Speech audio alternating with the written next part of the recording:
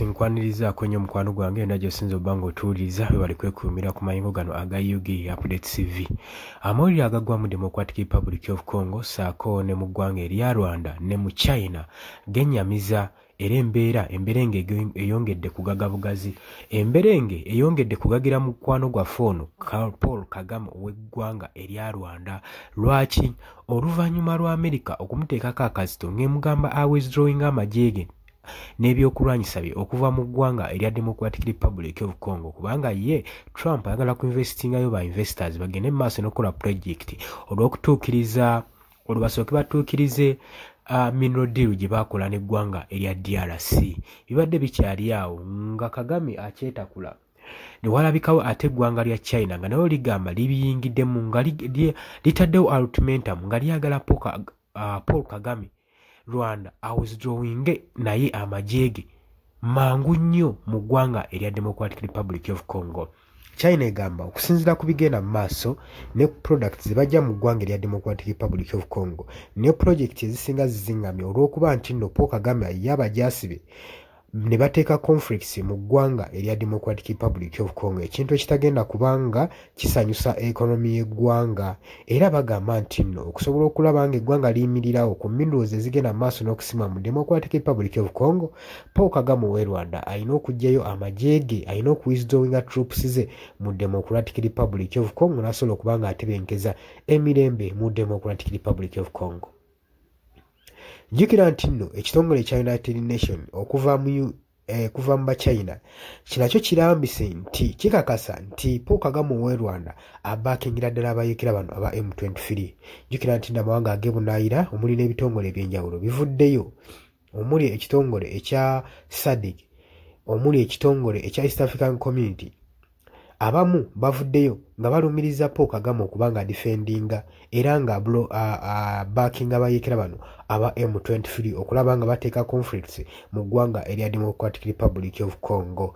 Jjukira nti nno omwaka guno bukyanga gutandika abayeekera bano beefuulidde ddala baana baliwo mu Democratic Republic of Congo era nga bagamba bo balwanira justice, balwanirira bwenkanya mu ggwanga eryo era bageze maaso n'okuba nga bawamba ebibuga eby'amaanyi omuli Goma saako ne Bukavu okukosa ne airports bukyanga batandika kutokosa mundu mu Democratic Republic of Congo. Ate bagenda bawera nkolokooto nti bakyeyongerayo singa entezeganya zinaalema, singa Felix Tshisekedi anaalemererwa okuteeka demand ze baamuwa. Jjukira nti gye bivuddeko emabega abajaasi bano abayeekera bano aba M23 baateekawo obukwakulizo eri Felix Tshisekedi singa anaaba anaatuula nabo mu kuteeseganya emirembe okuzza emirembe mu Democratic Republic of Congo. Kyetutamanyi oba kinaasoboka eri President ono Felix Tshisekedi kuba naye wa mutwe munene, wabula amawanga agenda maaso n'okukola obukubiriro kulaba nga bateekawo solution edissolvinga conflicts ezigenda maaso. Crisis eno egenda mu Democratic Republic of Congo naddala mu Northern Kivu bisobole okuba nga eggusibwa oba nga bateekawo embeera ey'okuzza emirembe mu DRC. Naye ekintu kikyali kizibu nnyo olw'ensonga nti n'abayeekera ba M23 bewera nkolokooto olw'ensonga nti Felix Tshisekedi aganye oteeka demands ku mmeeza abajaasi oba oliawo ze badimandinga. Oli ku UG Update TV kosinza oba nga otuwuliriza mukwano gwange we bali kwekuumira ku mayingo gano. Nkiwa buli muntu Eastern mugendera bulungi nnyo, abali mu diaspora emitala w'amayanja mbalamusizaako nnyo, mwe bali kwekuumira ku UG Update TV. Wabula gwe atannaba kutweyungako kirira wansi waliwo ekigambo subscribe kikoneko obeere nga otwegattako. Mbagaliza olunaku olulungi ne weekend ennungi ne Easter ennungi, mweraba. Yes, nkulamusizaako nnyo mukwano gwange yonna gy'osinzira okuba nga otuwuliriza gwenna omuwuliriza wa UG Update TV. Mukola ky'amaanyi nnyo okwekuumira ku mayengo gano. Mwe abali emitala w'amayanja abali mu diaspora nammwe mbalamusizaako nnyo sibeerabidde kubanga wemmwe mpagi luwaga abayimirizaawo amayengo ga channel eno okuba nga ekulaakulana n'okutuusa eddoboozi lyammwe eri abantu be muba mwagala libatuukeko bonna bonna. Abali emitala w'amayanja ye mbamenye ntya abali e Qatar, Dubai, US, UK, abali mu South Africa, abali ku muliraano mu Kenya, Nairobi, abali mu Canada, abali mu Dubai, mwenna mbaanirizaako nnyo mwe bali kwekuumira ku mayingo gano aga UG Updates TV.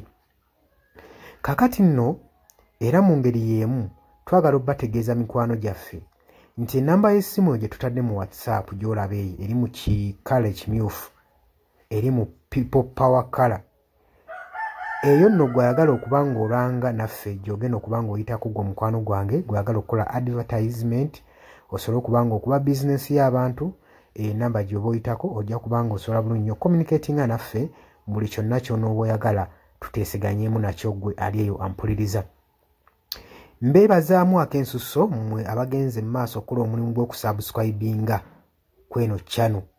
Buli w'osubscribinga kimanye nti oba oyongeddeko eddaala kweno channel. So mmwe mbeebazaamu ak'ensusso nammwe ababyagaliza ab'enganda bako n'ab'emikwano mbakubiriza okusubscribinga ku Yugi Updates TV mukolera ddala ekintu ky'amaanyi. Weewaawo naawe gwe atanuma kuba ng'otwegattako nga oliko gwe atuwuliriza osobola okugenda wansi awo waliwo ekigambo subscribe n'okikoonamu ojja kuba ng'osobola bulungi nnyo otwegattako buli w'osubscribe nga kitegeeza oba ogenda kuba ng'ofollowinga buli kyonna ekigenda mu maaso ekikolebwa ku mukutu guno ogwa Yugi Updates TV.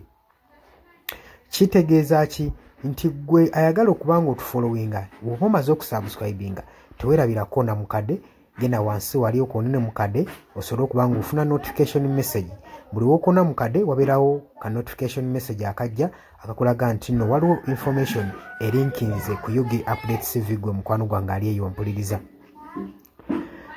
Ng'era we mbeebazizza ekyensusso nammwe abajja mu comment section mbeebaza mwabajja ne mukomentinga ne muteekako endowooza yammwe eri eggwanga ne mulitangaaza kubanga njagala mukitegeere. Lwaki mbakubiriza nnyo okujja mu comment section otangaaze omukulembeze ku ki ekituufu kyateekeddwa okukola.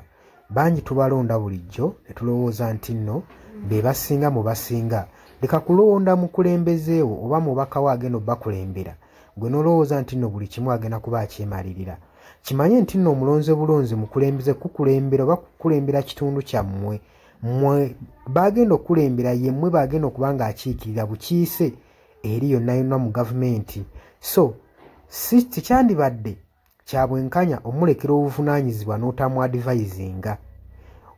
Ky'oba olaba mbakubiriza okujja mu comment section muteekewo endowooza zammwe musobole okutangaaza ku bakulembeze bammwe ku biki ebituufu bye bateekeddwa okukola. Bangi tubalonda bulijjo ne bagenda mu parliament nga babadde bantu balamu ne batuukeyo ne bawuttaalirayo. Kitegeeza ki nti olina okuba nga buvunaanyizibwa bwo okuzuukusa omubakawo oba olaba nga yeebase gwe mukwano gwange ali yampuliriza. Ne ntumirako nammwe abalwanirira eddembe ly'enkyukakyuka mu ggwanga lyattu Uganda mukola ky'amaanyi nnyo okulwanirira enkyukakyuka. Gwe ali yeebase ng'ebintu tobiraba obanga olabanga ebitakukwatako bijja tuuka ekiseera bikwateko wabula ate gwe nkuzaamu amaanyi agenda mu maaso n'okuyiwawo omubiri ng'olwanirira enkyukakyuka. Bannanga abantu abo mubeebazeemu ak'ensusso kubanga bakola ky'amaanyi nnyo obbaliidinga n'obbakulemberamu n'okubalaga ki ekituufu ekisaanidde okukolebwa. Mukimanye mu nsi we tuba tubaako be tulwanirira oba be tuluubirira si lwakuba nti nno tukolerera oba abasinga bayinza olowooza nti omuntu ogenda mu maaso n'okuba nga alwanirira enkyukakyuka alina bye yeeyagaliza nga ye omuntu. Kino njagala okukibategeeza nti mu kulwana ebiseera ebisinga weewaawo tetufuna ekyo kye tuba twagala kye tuba tuluubirira naye okulwana tusuubira wano mu kulwana tuba n'essuubi nti tusobola okufuna ekyo ekitugwanira. Kati naawe mukwano gwange ali eyo alwanira enkyukakyuka kino kankikutegeeze wandibanga nno oli eyo olwana nga tumanyidde ogenda kifunamu weewaawo oyinza obutafuna ekyo ky'oyagala naye osobola okufuna ekyo ky'ogwanira. So tulwana olw'enkyukakyuka nga tulwanirira okufuna ekyo kye tugwanira. Kati gwe mukwano gwange ky'ofuna kye kiggwanira eyo gy'oli wandibanga ky'oyagala okifuna naye kye kiggwanira. Bangi mugenda ne muwambatalira eyo mu bibiina by'obufuzi ne babafujjirira omusimbi. Yes, ssente ozifuna bazikuwa era obulamu bwo bweyagala naye okakasa ekyo kye bakuwa kye bakufujjirira mu kabaasa kye kiggwanira. Ebiseera ebisinga ffe tetulwana olw'okuba nti no twagala kufuna ebyo bye twetaaga nedda wabula tutunuulira nnyo point eno nti kyetugenda oba kyetulwanira kyenfuna kyengwanira. Mutuufu ogenda n'owetunulamu n'olaba nga kyofuna si kyokola ki si kyogwanira nga ggwe munnansi. Ky'oba ovaayo n'embavu osobole okuba nga olwanirira enkyukakyuka gwe mukwano gwange ali eyampuliriza. Nja basaba kano akatambi tugende mu maaso n'okuba nga tukasheyalinga, buli muntu ategeere kiki ekigwanidde okukolebwa na lwaki enkyukakyuka esaanidde okubeerawo mu ggwanga lyattu Uganda. Si lwakuba nti oli bulungi kati, wabula wandibanga oli bulungi naye ekyo ky'ofuna ky'ogwanira. Ekyo kye kibuuzo. Era naawe osobola okujja mu comment section n'onteerawo endowooza yo nti gwalemesa enkyukakyuka ky'ofuna ky'olwanira. Muli ku Yugi Updates TV ku musinzi oba nga mutuwuliriza, mwebale kwekuumira ku mayengo gano. Ngenda maaso n'okukubiriza mmwe abatannatwegattako, kkirira wansi waliwo ekigambo subscribe, kikoonemu obeere ng'otweyungako.